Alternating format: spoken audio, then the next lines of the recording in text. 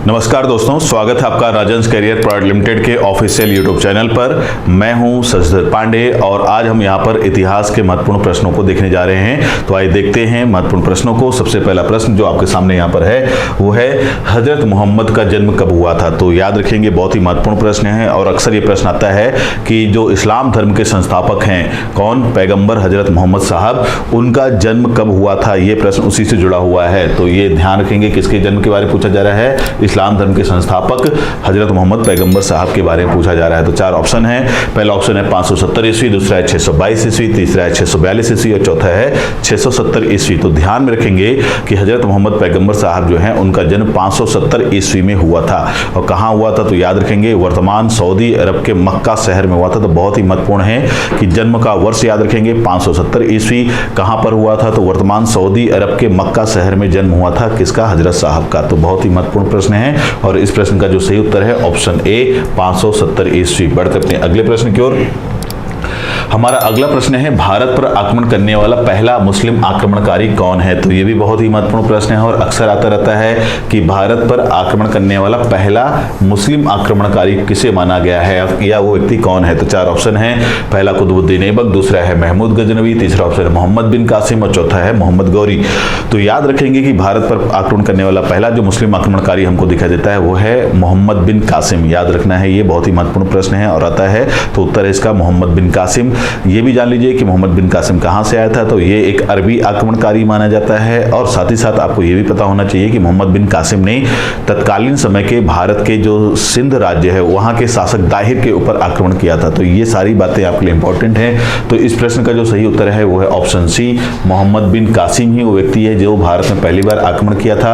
और कुछ बातें भी आपको पता होना चाहिए कि कब आक्रमण किया, तो 712 ईस्वी में आक्रमण किया। ये आपके लिए इंपॉर्टेंट है। ये वर्ष आपको याद रखना होगा कि 712 ईस्वी में मोहम्मद बिन कासिम ने भारत पर आक्रमण किया था, जो कि पहला मुस्लिम आक्रमणकारी माना जाता है।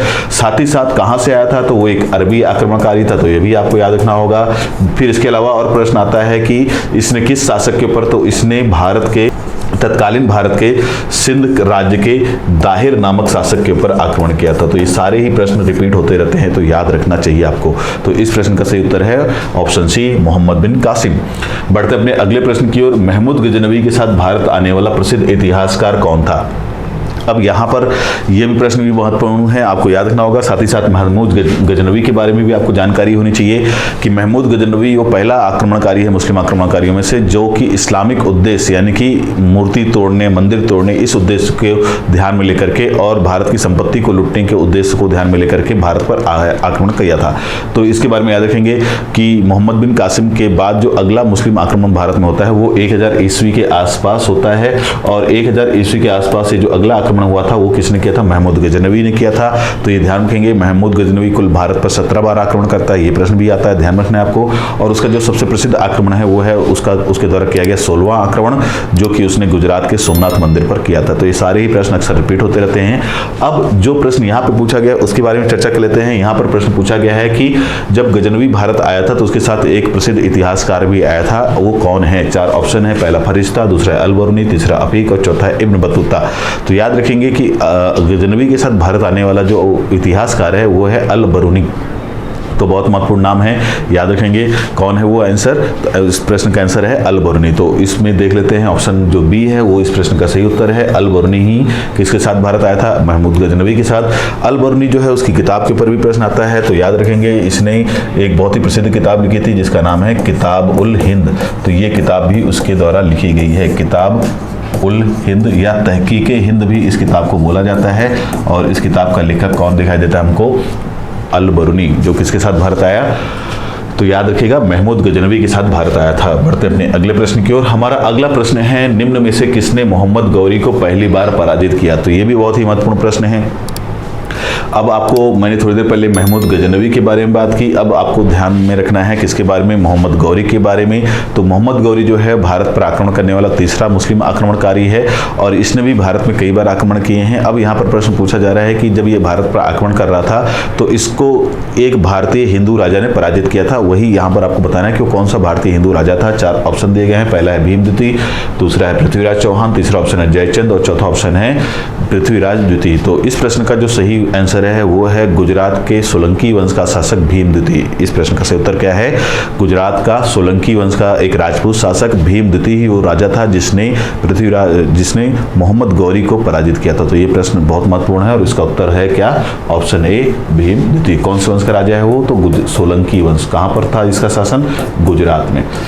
बढ़ते अपने अगले प्रश्न की ओर। हमारा अगला प्रश्न है किस युद्ध में मोहम्मद गौरी ने जयचंद को पराजित किया था? तो ये भी बहुत ही महत्वपूर्ण प्रश्न है और प्रश्न पूछा गया है गौरी के बारे में और किसको पराजित करने की बात की गई है? जयचंद को पराजित करने की बात की गई है। जयचंद कौन है? तो जयचंद वो व्यक्ति है जिसने मोहम्मद गौरी को भारत में आक्रमण करने का आमंत्रण दिया था। अब बाद में होता यह है कि मोहम्मद गौरी उसी जयचंद को बाद में पराजित भी करता है।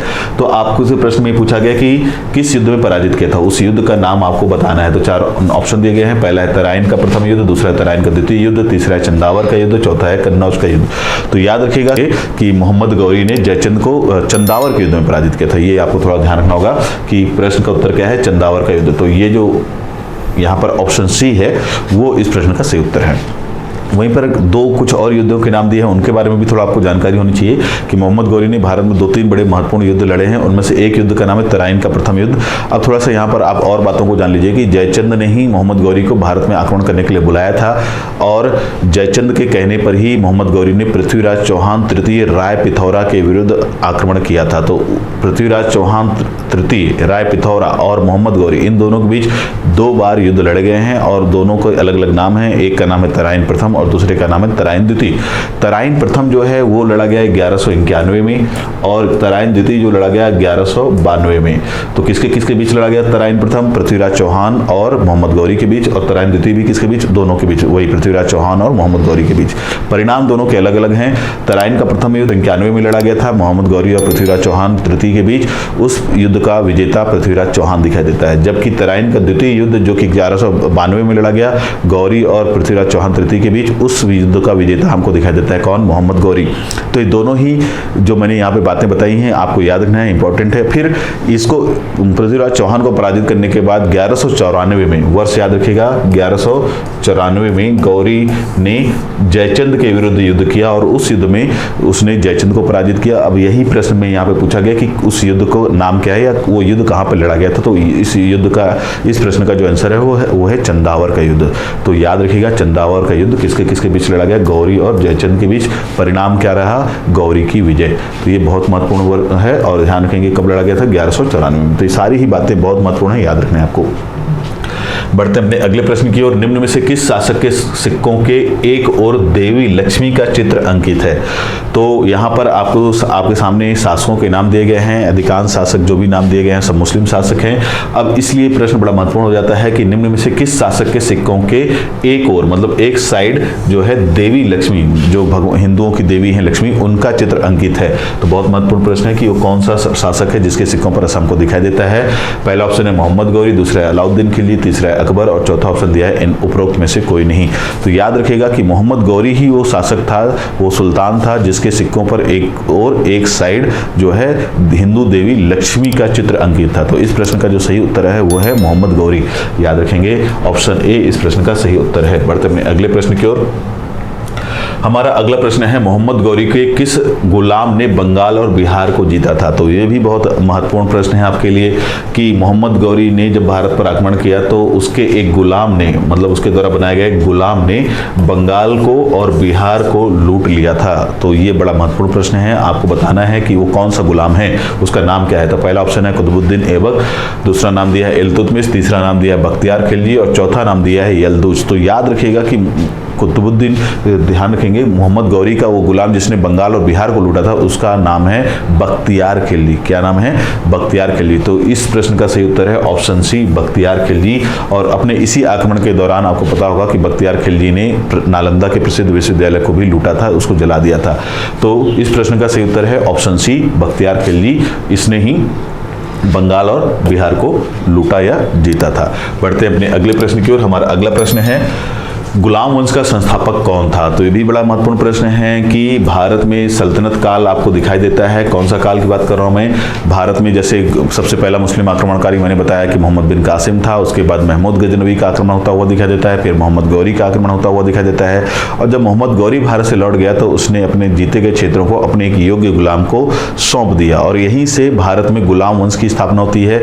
या आप यहीं से समझ सकते हैं कि भारत में सल्तनत काल की शुरुआत होती है। तो भारत में सल्तनत काल जो हम पढ़ने को देखने को मिलता है हमको, उसकी शुरुआत एक गुलाम के द्वारा की गई थी और इसीलिए उसके नाम से ही, मतलब उसके गुलाम होने की वजह से ही वहां से शुरुआत हो जाती है गुलाम वंश की। तो यहाँ पर आपको ध्यान रखना है सल्तनत काल के बारे में। सल्तनत काल जो है वो आपको दिखाई देगा 1206 से लेकर के 1526 तक। और इस सल्तनत काल के अंतर्गत आपको कुल 5 वंश दिखाई देते हैं सल्तनत में, जिसमें पहला गुलाम वंश है, दूसरा खिलजी है, तीसरा तुगलक है, चौथा सैयद और पांचवा लोधी वंश। तो ये 5 वंशों का शासनकाल हमको दिखाई देता है। और इन 5 में जैसा कि मैंने पहले नाम लिया कि गुलाम वंश, जिसको हम लोग जो है गुलाम या स्लेव डायनेस्टी के नाम से भी जानते हैं। तो ये आपके लिए ध्यान रखना है।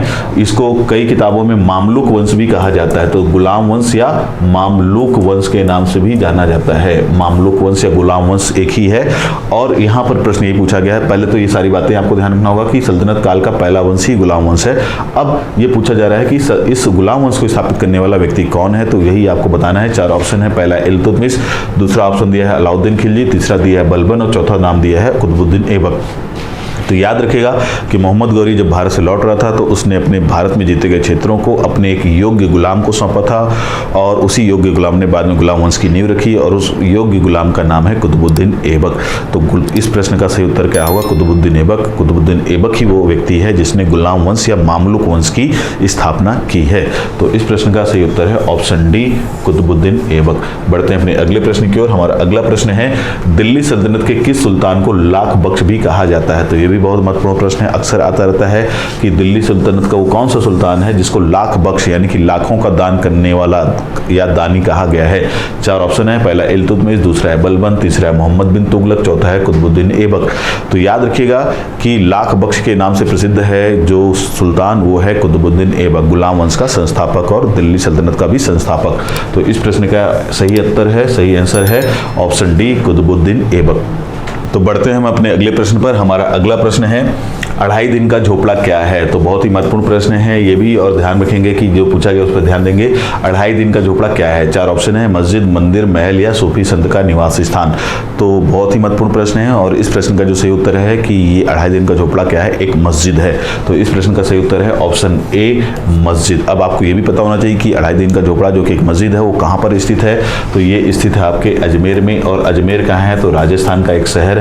और इस मस्जिद को बनवाने वाला व्यक्ति कौन है? तो इस मस्जिद को बनवाने वाला व्यक्ति है कुतुबुद्दीन ऐबक। तो कुतुबुद्दीन ऐबक के द्वारा अजमेर में 2.5 दिन का झोपड़ा नामक मस्जिद का निर्माण किया गया था। ये आप याद रखेंगे। बढ़ते हैं अपने अगले प्रश्न की ओर। हमारा अगला प्रश्न है, निम्न में से किसने कुतुब मीनार का निर्माण शुरू करवाया था? तो ये भी बहुत महत्वपूर्ण प्रश्न है। प्रश्न पूछा गया कि किसने कुतुब मीनार का निर्माण कार्य शुरू करवाया था। यहाँ पे ध्यान देने बात है कि शुरू करवाने वाला व्यक्ति कौन है, ये पूछा गया है। सबसे पहले तो आपको ये पता होना चाहिए कि कुतुब मीनार है कहाँ। तो कुतुब मीनार जो है वो दिल्ली के महरौली नामक स्थान पर स्थित है। तो दिल्ली में एक स्थान है महरौली और वहीं पर ये स्थित है कुतुब मीनार। अब प्रश्न में जो पूछा गया उस पर आ जाते हैं कि किसने शुरू करवाया। तो पहला ऑप्शन इल्तुतमिश, दूसरा कुतुबुद्दीन ऐबक, तीसरा रजिया और चौथा है बलबन। तो याद रखेंगे कि इस मीनार को निर्माण कार्य शुरू करवाने वाला व्यक्ति जो है वो कुतुबुद्दीन ऐबक है। किसके याद में निर्माण शुरू करवाया था वो भी याद रखेंगे कि ये एक प्रसिद्ध सूफी संत है जो कि कुतुबुद्दीन ऐबक का ही गुरु था और उसका नाम है ख्वाजा कुतुबुद्दीन बख्तियार काकी। तो ख्वाजा कुतुबुद्दीन बख्तियार काकी की याद में ही कुतुबुद्दीन ऐबक ने इस मीनार का निर्माण कार्य शुरू करवाया था। ये आपके लिए इंपॉर्टेंट है। तो इस प्रश्न का सही उत्तर क्या है? Qutbuddin Aibak, option B. बढ़ते अपने अगले प्रश्न की ओर। हमारा अगला प्रश्न है, कुतुबुद्दीन ऐबक की राजधानी क्या थी? तो ये भी महत्वपूर्ण है आपके लिए। अभी हम बात ही कर रहे थे कि ये जो हम इस समय पढ़ रहे हैं, जो इतिहास देख रहे हैं, जिस हिस्से को देख रहे हैं वो दिल्ली सल्तनत का हिस्सा है। ये सारे प्रश्न अधिकांशतः दिल्ली सल्तनत से जुड़े हुए हैं। अब दिल्ली सल्तनत के बारे में जब हम पढ़ते हैं तो उसका मतलब ये है कि दिल्ली सल्तनत है, मतलब दिल्ली उसकी राजधानी होगी। लेकिन क्योंकि कुतुबुद्दीन ऐबक दिल्ली सल्तनत का संस्थापक माना जाता है, पहला शासक माना जाता है, तो कई लोगों के दिमाग में रहता है कि दिल्ली सल्तनत का संस्थापक और पहला शासक कुतुबुद्दीन ऐबक है तो उसकी राजधानी भी दिल्ली ही रही होगी। लेकिन इस प्रश्न का सही उत्तर है लाहौर। याद रखिएगा कुतुबुद्दीन ऐबक की राजधानी का नाम क्या था? लाहौर, जो कि वर्तमान में कहाँ पर है? पाकिस्तान में। तो इस प्रश्न का सही उत्तर है लाहौर। तो देख लीजिए दिल्ली, अजमेर, लखनऊ और लाहौर। तो ऑप्शन डी जो है वो इस प्रश्न का सही उत्तर है। लाहौर जो थी राजधानी थी किसकी? कुतुबुद्दीन ऐबक की। बढ़ते हैं अपने अगले प्रश्न की ओर। हमारा अगला प्रश्न है दिल्ली को दिल्ली सल्तनत की राजधानी के रूप में किसने विकसित किया? तो ये भी बहुत महत्वपूर्ण है। अभी हमने थोड़ी देर पहले बोला कि दिल्ली सल्तनत की जो प्रारंभिक राजधानी थी वो लाहौर थी, लेकिन लाहौर से दिल्ली को राजधानी के रूप में विकसित करने वाला सुल्तान कौन है? यहाँ पर यही प्रश्न पूछा गया है।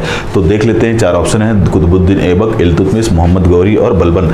तो याद रखिएगा कि इस दिल्ली को दिल्ली सल्तनत की राजधानी के रूप में विकसित करने वाला जो शासक हमको दिखाई देता है वो है इल्तुतमिश। तो इस प्रश्न का सही उत्तर है इल्तुतमिश। ऑप्शन बी इस प्रश्न का सही उत्तर है। इल्तुतमिश ने ही ये कार्य किया था। फिर बढ़ते हैं अगले प्रश्न की ओर। हमारा अगला प्रश्न है निम्न में से किसे गुलामों का गुलाम कहा गया है? तो ये भी महत्वपूर्ण प्रश्न है और प्रश्न पूछा गया है कि गुलामों का गुलाम। तो ये प्रश्न गुलाम वंश से जुड़ा हुआ है और गुलाम वंश में आपको पता होना चाहिए कि जितने भी शासक थे किसी न किसी के गुलाम दिखाई देते हैं। अब ये पूछा जा रहा है कि वो कौन सा सुल्तान था जिसे गुलामों का गुलाम कहा गया है? तो 4 ऑप्शन है, महमूद गजनवी, कुतुबुद्दीन ऐबक, बलबन और इल्तुतमिश। तो इस प्रश्न का सही उत्तर है इल्तुतमिश। इल्तुतमिश ही को क्या कहा गया है? गुलामों का गुलाम, क्योंकि ये खुद भी गुलाम था किसका? कुतुबुद्दीन ऐबक का। और कुतुबुद्दीन ऐबक गुलाम था मोहम्मद गौरी का। मोहम्मद गौरी का गुलाम है कुतुबुद्दीन ऐबक और कुतुबुद्दीन ऐबक का गुलाम है इल्तुतमिश। इसलिए एक तरह से इसको संज्ञा दी गई है गुलामों का गुलाम किसे? इल्तुतमिश को। तो इस प्रश्न का सही उत्तर है ऑप्शन डी इल्तुतमिश। बढ़ते हैं अपने अगले प्रश्न की ओर। हमारा अगला प्रश्न है निम्न में से किसके शासनकाल के दौरान चंगेज खान ने भारत पर आक्रमण किया था? तो ये भी महत्वपूर्ण प्रश्न है। चंगेज खान सबको पता होना चाहिए कि इसका जो वास्तविक नाम क्या था? वो तेमुजिन था। तेमुजिन, चंगेज खान का वास्तविक नाम क्या था? तेमुजिन। और ये कहाँ से आया था? तो ध्यान रखेंगे मंगोलिया। तो मंगोलिया चाइना के ऊपर एक देश है, आप सभी जानते होंगे मंगोलिया। तो मंगोलिया से भारत आक्रमण करने वाला व्यक्ति कौन है? तेमुजिन, जिसका बाद में नाम क्या पड़ जाता है? Genghis Khan. और विश्व के इतिहास में ये सबसे खतरनाक आक्रमणकारियों में से माना जाता है ये। और इसने भारत पर भी आक्रमण किया था। अब प्रश्न यही पूछा जा रहा है कि चंगेज खान ने जब भारत पर आक्रमण किया तो उस समय भारत पर कौन सा व्यक्ति शासन कर रहा था? तो याद रखिएगा कि चंगेज खान के भारत आक्रमण के समय भारत पर सल्तनत काल का शासनकाल चला था और सल्तनत काल में जिस वंश का शासन था वो था गुलाम वंश, और गुलाम वंश में जिस सुल्तान का शासन चला था वो सुल्तान इल्तुतमिश था। तो इस प्रश्न का सही उत्तर है इल्तुतमिश। तो ऑप्शन सी यहाँ पे जो दिया है वो इस प्रश्न का सही उत्तर है कि इल्तुतमिश के शासनकाल के समय ही भारत में चंगेज खान का आक्रमण हुआ था। लेकिन ये बात भी ध्यान रखिएगा कि चंगेज खान और इल्तुतमिश के बीच कोई युद्ध नहीं हुआ था, ये भी आपको पता होना चाहिए। तो इस प्रश्न का सही उत्तर क्या है? Option C Iltutmish. तो ये सारे प्रश्न जो अभी हमने यहाँ पर किए हैं सभी बड़े महत्वपूर्ण हैं, अक्सर रिपीट होते रहते हैं, आते रहते हैं, तो ध्यान में रखना है आपको। तो आज के इस वीडियो में केवल इतना ही। मिलते हैं अपने अगले वीडियो में, तब तक के लिए धन्यवाद।